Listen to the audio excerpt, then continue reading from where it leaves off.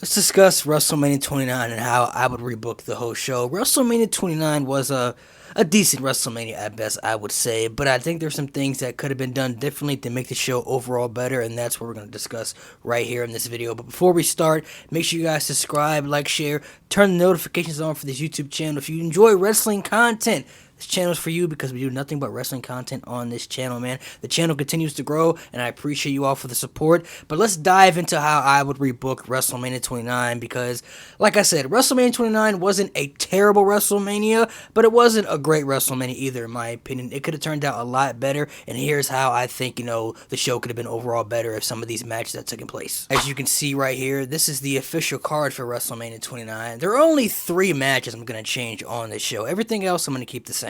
And the 3 matches we're going to discuss is Chris Jericho versus Fandango, Undertaker versus CM Punk, and John Cena versus The Rock. The other ones I'm not going to touch just because I feel like these 3 matches are key matches that, could have turned out differently to make the show overall better. So let's start with Chris Jericho versus Fandango. I don't know anyone who really cared about this match at all. I never met one fan who literally said I was excited for this match at WrestleMania. Now, yeah, it was cool. The fans were singing Fandango's theme song around the time. He was, new and a fresh character on the roster and everything, but I mean, for this guy to go up against somebody like a legend like Chris Jericho at WrestleMania, this wasn't a WrestleMania type match. On top of that, Chris Jericho himself even said that he didn't want to do it. He hated the idea, which I completely understand, but did it anyway because he's a professional. But like Fandango's character, was new and everything at the time, and it was really hit or miss for some people. I feel like people either kind of really were behind it or you just really weren't rocking with it. But for his, first match ever on the main roster, because they had teased him, having a match time and time again, but it didn't happen. And his first official match took place at WrestleMania. I guess, Vince and the WWE saw some high things in this guy with this character, so they wanted to, make his debut special and everything, but it didn't feel that way. And Jericho and Fandango just wasn't a WrestleMania-worthy match, and I feel like Chris Jericho deserved a better opponent for that WrestleMania. One guy is Rob Van Dam. Rob Van Dam, if you remember, came back to WWE in 2013 at Money in the Bank, and I feel like if they had, seized the opportunity to bring him back a little bit earlier around WrestleMania time, Jericho versus RVD, I mean, who wouldn't have been down for that? I think a lot of people would have preferred to have Jericho versus RVD than Jericho versus Fandango. Because, when RVD came back, he actually didn't even compete at a WrestleMania. He came back in 2013 and 2014, and he didn't wrestle at either of those WrestleManias, which is kind of crazy to say.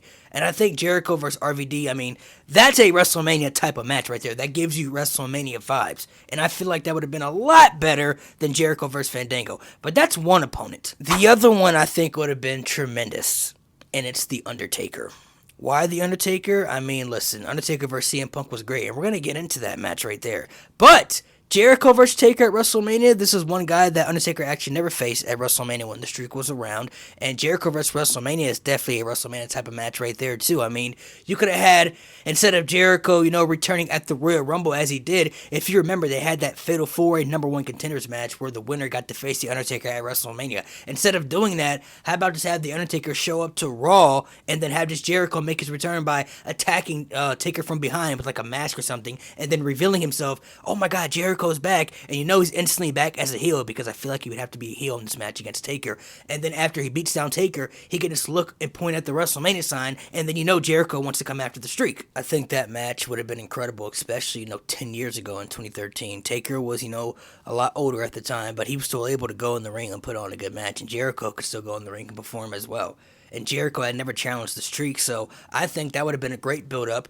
Jericho's great at storytelling, so is Undertaker. Both guys can cut promos. They're great character work, so I think it would have been tremendous to see Jericho versus Taker at WrestleMania that year. That would have been a great opponent for Chris Jericho, other than Fandango. But now let's switch over to The Undertaker, since we're discussing him. Now, one opponent for The Undertaker, like I said, could have been Chris Jericho the way I broke it down, and we know CM Punk and Undertaker happened at that WrestleMania, which wasn't a bad match. Taker and Punk was a great match. Some people even say match of the night for that WrestleMania. And some people watching are thinking, okay, if that match was great, why would you change it? Well, just keep watching. I'll get to that in a little bit. For The Undertaker's opponent, though, Chris Jericho could have been one of them. But if Chris Jericho hadn't been The Undertaker's opponent and it wasn't CM Punk, who could the other one be? What about The Rock? Now, we're talking box office. I mean, this is another guy who never challenged The Undertaker's streak at WrestleMania when the streak was still intact.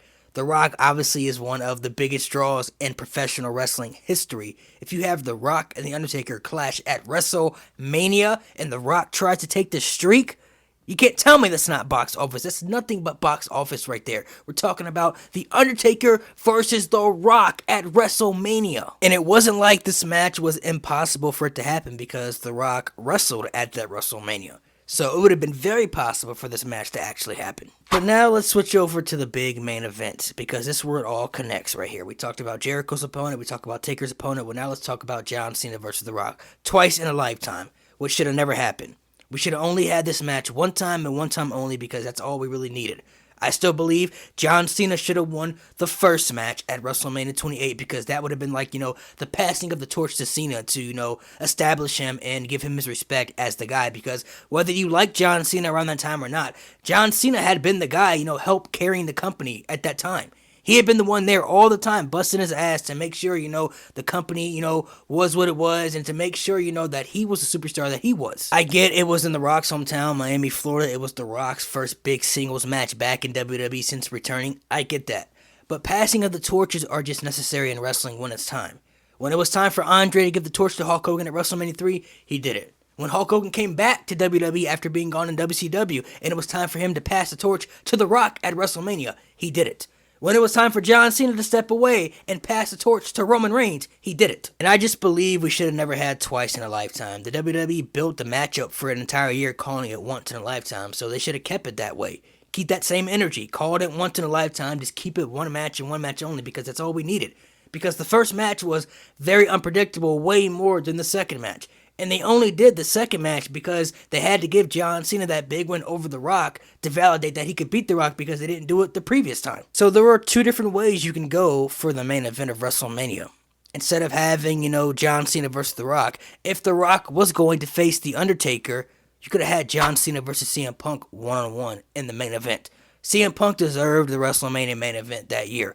Not only just because he had been WWE Champion that year long, and, I don't think The Rock was the right guy to beat CM Punk, but CM Punk had been one of the most popular guys in the company for a while, had been one of the best superstars in the company for a while, and he was a WrestleMania-type main event guy, but they didn't give him the WrestleMania main event when he should have been positioned in that. And that was the perfect year for him to main event WrestleMania. And my gosh, Rock vs. Cena had one of the best feuds, around that time frame. That epic match they had on Monday Night Raw, fighting for the #1 contender spot to go face The Rock at WrestleMania.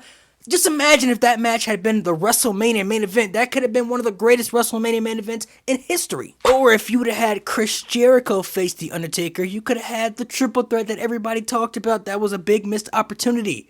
CM Punk versus The Rock versus John Cena would have been epic. That would have been an epic triple threat match at WrestleMania right there. You have CM Punk go to WrestleMania in the main event, and he would have been champion for 400 plus days. So the odds, are stacked against Punk. Time is ticking on Punk's championship reign, right? And then you add The Rock, who after WrestleMania 28, he cut that promo and said that he wanted to be WWE Champion again. Okay, place The Rock in that match. And then after Cena had lost to The Rock, John Cena had one of the worst downfalls of his career. And then he won the Royal Rumble, which automatically gives him the right to go to WrestleMania to fight the champion anyway. So now you have three guys in the main event who all have a reason and appealing story to be there. CM Punk is a fighting champion, a survival champion, trying to, fight another day to survive as champion. And then you have John Cena, who's going the redemption route to prove that he's still Super Cena, to prove that he's still that guy. And then you have The Rock, who wants to win the big one just one last time, just wants to hold the gold just one last time. Really, really, really, really think about those scenarios right there. I mean, instead of Chris Jericho versus Fandango, if you had Chris Jericho versus RVD, you could have did The Undertaker versus The Rock, and then John Cena versus CM Punk at WrestleMania. All three of those matches would have been great.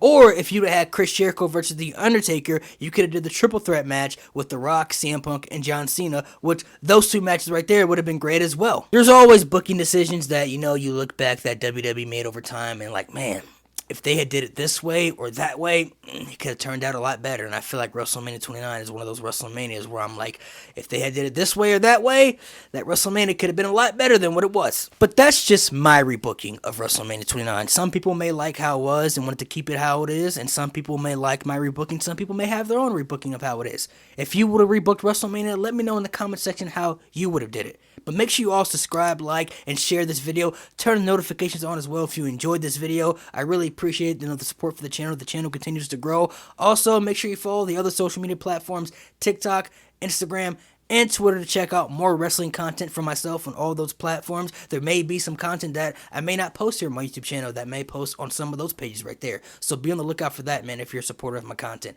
Appreciate all the followers, and this is how I will rebook WrestleMania 29. Like I said, wasn't a terrible WrestleMania, but I feel like these scenarios would have made WrestleMania 29 a lot better than what it was.